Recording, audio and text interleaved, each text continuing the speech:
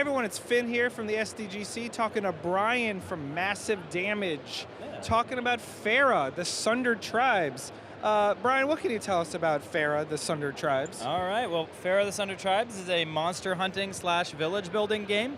So you'll have, you see it in the video here occasionally, but we have grappling and gliding mechanics and village building mechanics. So the idea is that you hunt big monsters in the world down below, you bring villagers up to your village, and then you have to do things to manage them, feed them. You can get them to help you with like building stations, managing them, gathering resources, and also building stations around the monsters to gather resources from them and stuff as well. So did you just look at the data that every single game with a wingsuit and a grappling hook are better and just decided to add both? Yeah, that's exactly what we did. There was the grapple data and the suit data, and we looked at those.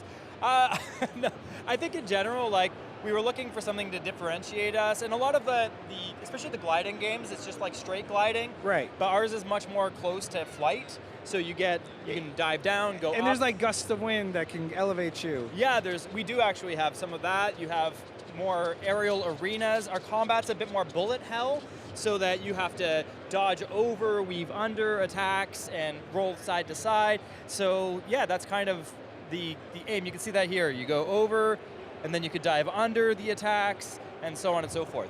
That's awesome. Yeah. And so for those that don't know, your previous game was Star Renegades. Yes. A pixel art, like futuristic roguelike RPG. Mm-hmm. My question is, as the art director, how has it been to go from the pixel, like the high quality pixel art, to like a full vibrant 3D world? I think Star Renegades was actually a good median. So prior to that, we had Halcyon 6, which was a completely 2D game. So I came on in the second half of Halcyon 6. Star Renegades was completely made in 3D. So we called it 2DX because HD 2D is owned by Square Enix. But That's fair. everything was set up in 3D, but it was 2D assets. So it was kind of a nice bridge gap between going from 2D and 3D games. My personal philosophy, I love 2D games, I love 3D games. It doesn't make a difference to me. It's about what the idea is, and what art style and what gameplay should suit that. So I'm down to make any kind of game, horror, whatever, but like for me it's just more of a matching whatever the concept should be. So, 3D is a bit of a challenge. There were definitely things to learn, but you set up the right team and it can be a great step forward. Well, I also feel like the scope of FERA is much larger, just everything that you're presenting to the player. Like, how is the Massive Damage team changed from project to project? We've scaled up a lot, definitely on the 3D art side. So, when it was Star Renegades, it was pretty much just me doing all the art for the game. And then with this, now we have a team of 9 artists under me. So we have, 2 technical artists, a technical animator, 2 other animators, an environment artist, and a bunch of other people. So in regards to building the assets, the team's grown a lot. We have more devs now than we did before. We have world designers. But Massive Damage has always been about kind of picking a couple of concepts that would make a cool game idea, making them work together, and as long as the systems are deep on one of those mechanics, that's kind of our trademark. Whether it was Halcyon 6 or Star Renegades, it was about, in Star Renegades is a lot about complex battle mechanics and whatnot. In this, we get to take that expertise with the same people that worked on Star Renegades and put them into Village Sim and things like that. Right. So using the same expertise down a different avenue. So, and this is designed to be a single-player experience, or multiplayer? Multiplayer, okay. So you can play 4 players online. Currently at the booth, that's not the way that it is. But we have 4-player multiplayer working. We've tested it all the time at work. It would be nice to go more than that. That will take a lot more. It'll take, we just need to make sure that it will support that. So, I mean, it says coming 2024. That's incredibly impressive. Yeah, that's this year. It is. Oh my goodness. It turns out it's coming quite soon. So we're hoping to launch in early access at the end of the summer. That's awesome. Yeah. And do you have your platforms announced? We do not currently have platforms announced. It'll definitely be coming to PC. And we are open to any other platforms. What about the Ouya?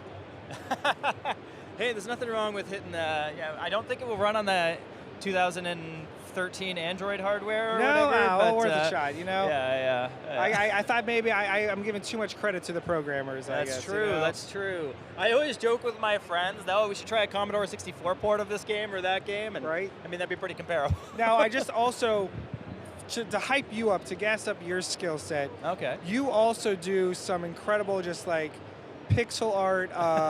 Homages to other classic games. Yeah, it's a personal passion of mine. That's for awesome. Sure. So if you've seen online the pixel art animation of Sabin suplexing the ghost train from Final Fantasy VI, that was you. Yeah. I feel like I met a personal hero when I found that out. You get weird stories. Like some of my work's gotten pretty notorious on Reddit and Twitter especially. I haven't figured out Instagram yet, but everything else. I met my next door neighbor one day, and I was like, he's like, "Oh, I heard you were a programmer." I'm like, "No, I'm an artist." He's like, "You're an artist." And I scrolled to like one of my Metroid images, and I showed him. He's like, "Oh, I saw this on Reddit yesterday." I'm like, "What?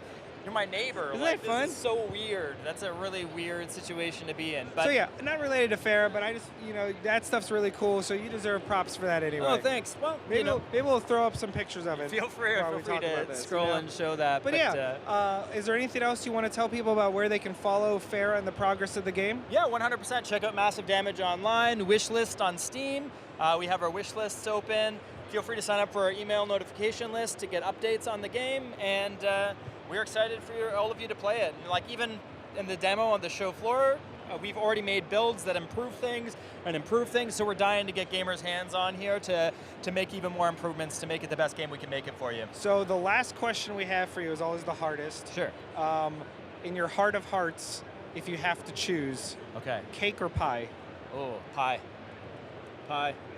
FERA Game of the Year confirmed. Cake's better on the first bite, pie's better the whole time. That's right. No lies detected, sir. Thank you so much for taking the time to talk to us. No problem. FERA, the Sundered Tribes, give it a shot when you can.